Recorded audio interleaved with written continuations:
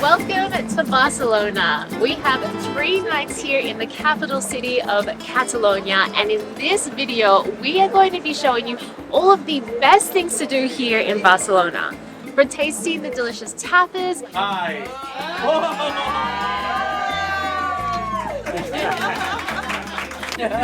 Okay, this is going to be the worst one. Oh, it's gonna be. To making sure you don't miss out on those top sights to see in the city and the very best day trip you can take from Barcelona. So let's go explore. Buen provecho. Good afternoon, beautiful people. Barcelona! For those of you who are new around here, we just disembarked from our 16-day repositioning cruise. This was our last stop here. Because we disembarked, we now have 3 nights to spend here in Barcelona and explore all the best things to do. And the best way to start, as you know, with us is by eating. So we are off to an evening walking food tour. No, it is a tapas crawl tour. Okay. Because we are in Spain now, and in Spain we eat tapas. So we disembarked this morning. So far, first impressions, as usual, Europe, beautiful. Architecture is stunning, and the food Smells amazing, Yeah. like so good. So hopefully we're having a great way to start with that tapas tour. And then we have 2 full days after that to explore and share with you the beauty of Barcelona. So let's get going.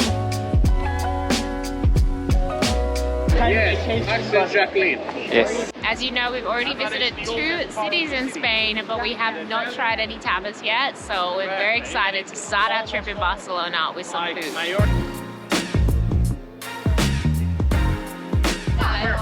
Sortidors is a Catalan word. In English means suppliers. Basically, in the past, each neighborhood had its own supplier, mainly for ice. Obviously, there is more history.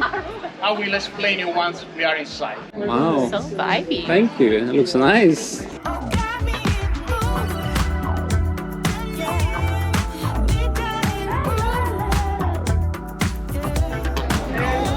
Drinks options. In this first place, you could go for beer or vermouth. Do you know about vermouth? Basically, vermouth is fortified white wine. Usually it's used as a base for many important cocktails, such as the martini, the Manhattan, Negroni. But here in Catalonia, in this region, they love to have it straight, pure on its own. Salud! What we have on the table? Oh, I like it. Obviously, we're gonna have some mixed olives. Here we have like 200 kinds of olives in Spain. I will start from the cheese. This one is called garrocha, like the area is from. So from the mountains, from that we have here in Catalonia, okay? Next one, artichoke hearts. But the most important item of this dish is the sauce. It's the most popular sauce that we have here in this region in Catalonia. It's called romesco. Oh my god. Okay. That's so good. Next one, sardinas. This one are canned sardines. With the tomorrow? Delicious. Last but not least, we're gonna have a lacon. Basically, lacon is pork shoulder. So it's been dried and cured for at least 6 months. Enjoy! Alright, so we just learned that here in Catalan region they say buen profit before you eat. We're used to saying buen provecho, so we gotta try and learn the new ways. Left right here it goes. Follow me way down low. Yeah? So, our second stop, La Bodega de Rafael. Bodega, I guess in the States you refer to these Latino American supermarkets. But here in Spain, they used to be like wine storehouses. It's kind of these places that we'll call all in a wall. Ready for this experience? Step number 2.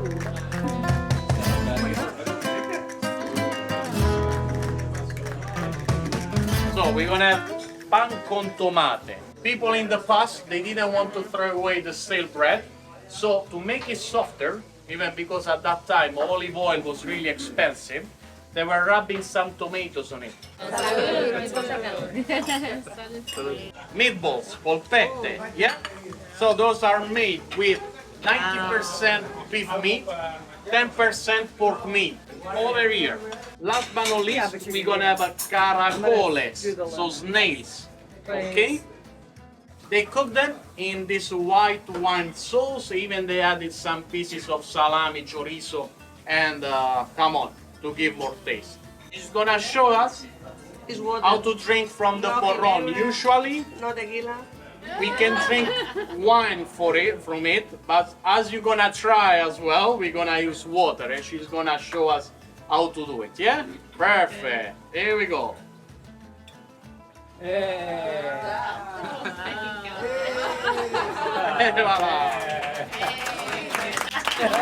Okay, this is gonna be the worst one. Oh, it's gonna be. Ahí sube, sube, sube. Oh my! Go. Arriba, arriba. You gotta go further. Ahí. How do you swallow like that? Arriba, sube, sube.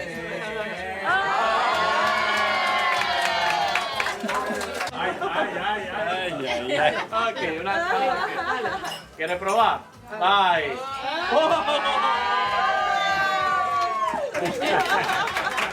Max has been telling me ever since we first started dating that I have to try snails. Obviously, him being French, it's like a French thing, right? But I'm trying it in Spain, so I hope that's okay for any of our French viewers. How do you eat them? Escargot. Oh, it's like... Okay. Oh, gross! That is disgusting! Why do you people eat this stuff? Okay, I'm just gonna eat this little bit because I can't get any more. Too hard basket. Alright. Don't think about it. Just...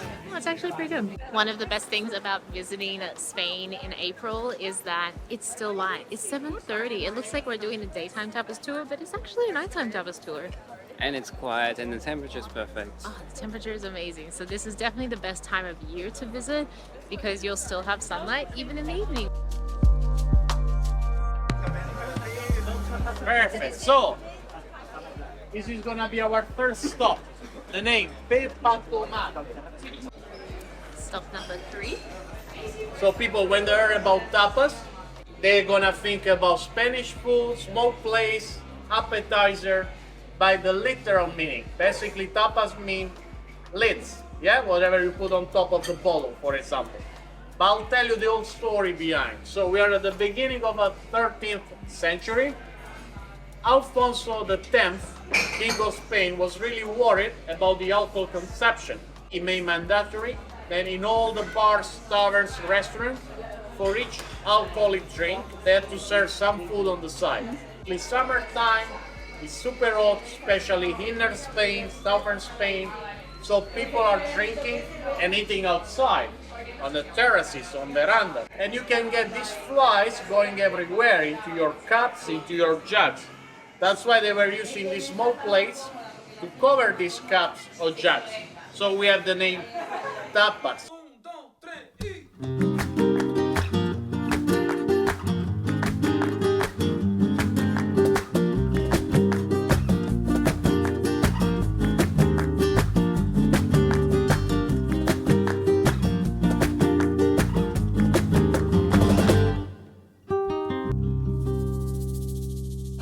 Salud!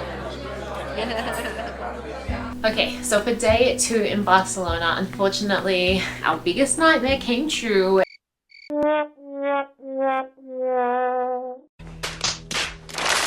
Our audio stopped working on our camera, but we don't want to scrap all that footage because we had an amazing day and we did heaps of fun stuff that we really recommend you do as well. We saw all of the top sites in Barcelona, so we're going to give you a quick rundown of what we did that day and some of the things that we said, if we can remember what they were. Okay, so right after the tapas the night before, we didn't really get the chance to see Barcelona, so we get out and we started at the Arc De Triomf. Jacqueline gave us the rundown as to what we were looking at. The cool thing about the Arc De Triomf is that it was actually built as the entry gate to the World Fair in like 1887. The big plaza behind the Arc De Triomf is actually where the World Fair was, the original World Fair, which is pretty cool.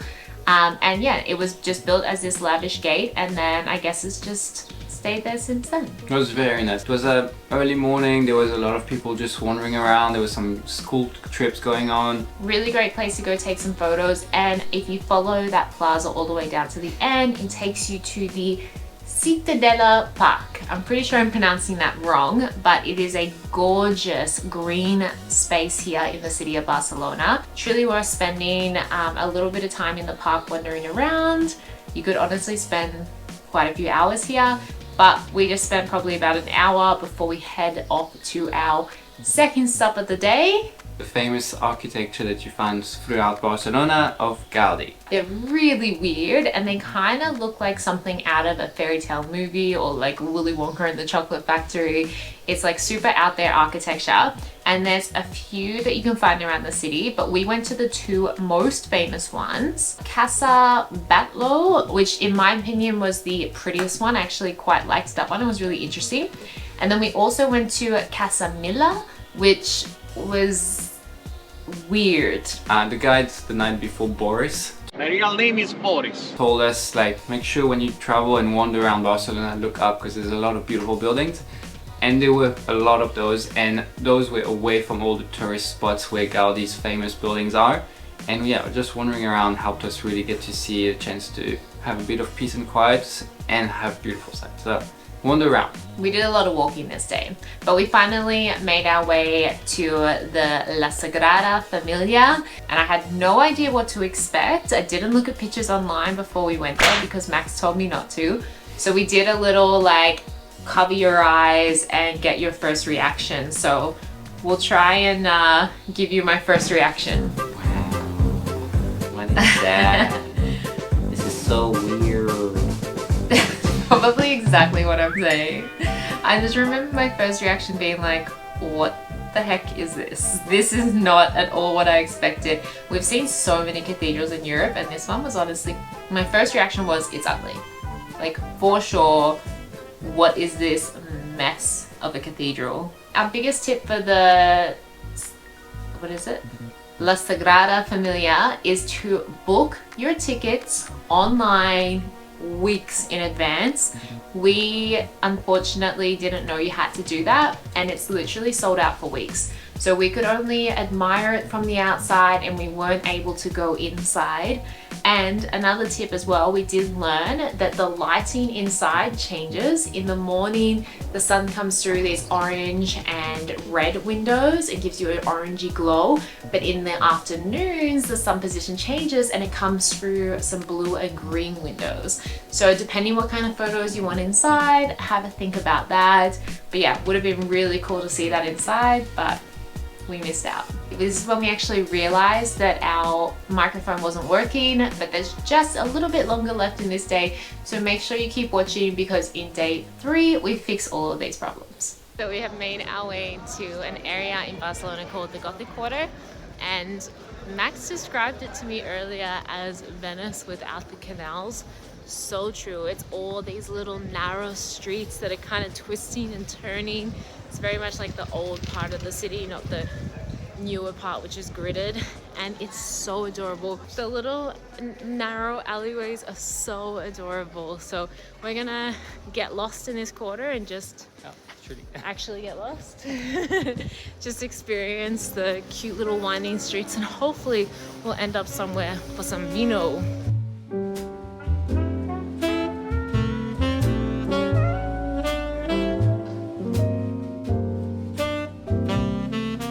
Seriously, can you see the street we're walking down?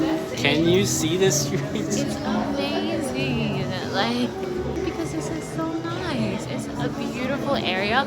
All the buildings in this area are just so, wow, magnifique. Yeah. Amazing, so crazy. So right now, we're really just trying to choose between whether we want coffee and churros or wine and tapas. We'll go for both, probably. Okay, so we got our churros. and we ordered it with a hot chocolate, and I was expecting like, look how thick this is. I'm sorry, like this is just pure chocolate, I'm sure. Okay, I mean it's perfect for the churro, but yeah.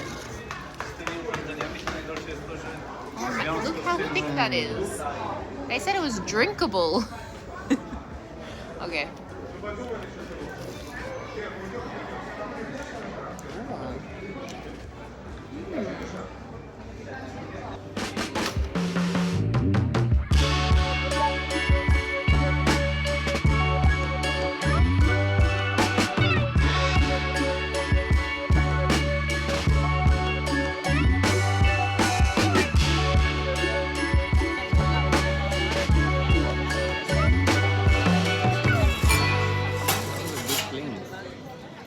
Oh my god, you guys! We just left the city of Barcelona, and today we're taking a very popular day trip to Montserrat mountain. We got our first view of it. So nice! To visit Montserrat mountain, it is about a 45-minute drive from Barcelona, and the reason that this mountain is so famous, apart from the fact that it is absolutely stunningly beautiful, it's really famous for the monastery on this mountain. So there's apparently a particular statue of Virgin Mary here who has recorded a lot of miracles that she has occurred, or like fixed people with their ailments or their illness or whatever it is. But to get up there, it's either a 3-hour hike or you can take the train. So we did book this tour with Castle Experience, and honestly it was one of the better ones when I was looking online at all the options, because not only do you get to go to the mountain, you get lunch included and you get a winery visit included as well, which I think might be the perfect day. Nature, food, wine. Besides, a miracle might happen today when we visit the Virgin Mary. Yeah, 100,000 subscribers.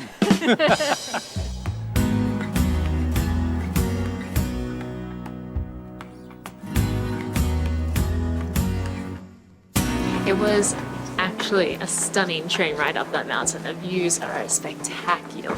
Oh, I can see from behind. Don't look behind, don't look behind. Okay, okay. Oh my. Oh, that's so nice.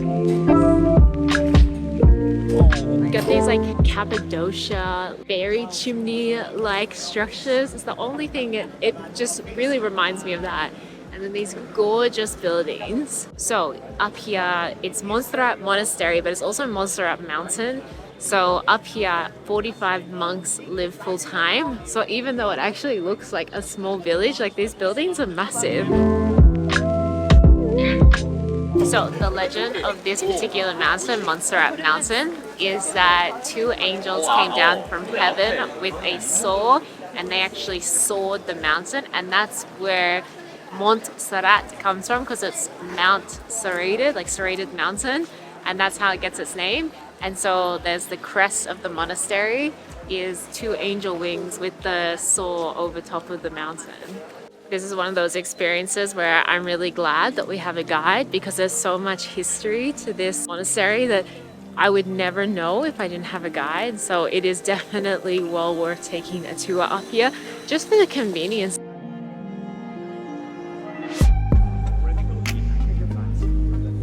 This is also a place where the monks live, so that's where the monks welcome people. To spend the honeymoon in Montserrat because they attributed to the Black Madonna fertility powers.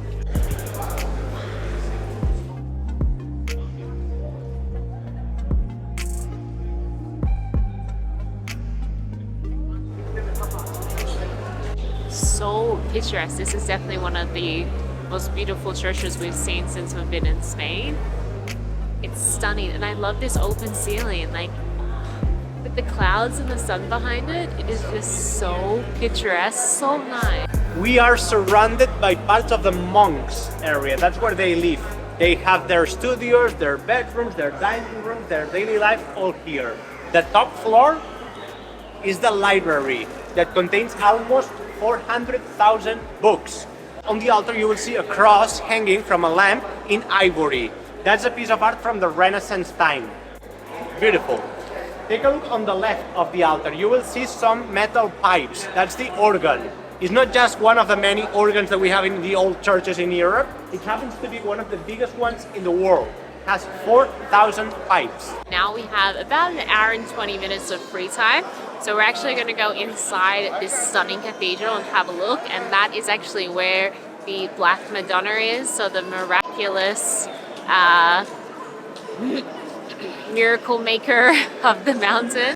So we're going to go in and check that out, and then we can walk around the rest of the monastery or do one of the hikes up here that we want to do with our free time. It's so amazing that they built this on top of this mountain. Wow.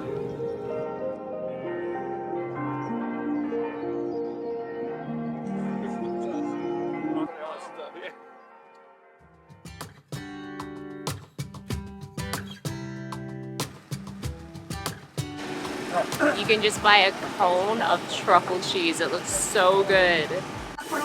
Chip cheese with the rosemary, 1 year age. Seems like a manchego, like a Parmesan family. It's perfect with a cup of wine, for example. Yum. They were so nice at that market and they let us taste heaps of stuff. So we bought this, which is the traditional cheese or like, I don't know, thing of this region. But he said it was similar to a ricotta cheese and it's really like lumpy like that. And then he put a bunch of honey on top and he said, got to mix it very good.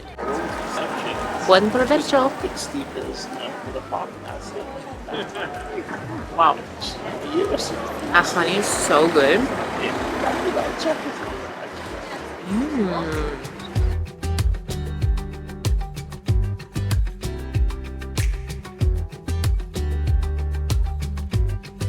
Place.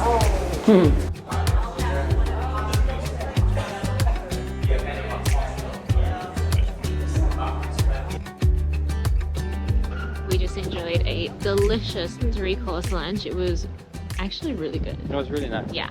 It also came with 2 glasses of wine, but they were Petit. they were elegant pours, as They you were. would say. The bottle next to it, I'll pour like that. Yes, but now that's okay because now we are heading into the winery that we just ate lunch at, and we're actually going to do a tour of the winery and also do some tastings of their premium wines, which will be nice.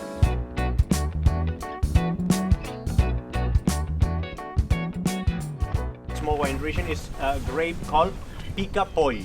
Pica-Poll is a white variety that's very well known of these areas. The vines here are treated like ecosystems where they try to do not intervene a lot, to let the biodiversity do their job.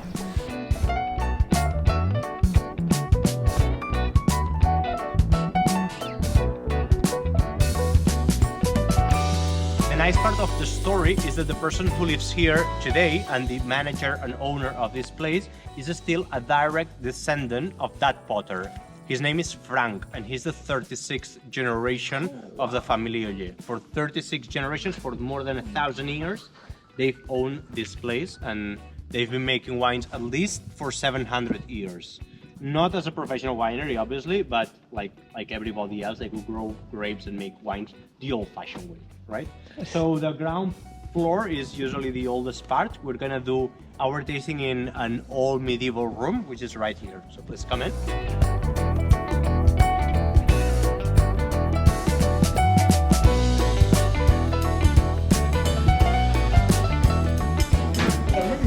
I like this one. They're a bit more soft and delicate to the wines that we have in Australia or the wines we have other places, but they're still really nice. Sure. I don't think that these two are hyped on enough about the fact that you will be tasting wine in a over 1,000-year-old castle. Like, that is definitely one of the coolest places I've ever done a wine tasting. And the wine was also very good. It's been such an amazing day today. So much fun. It tastes like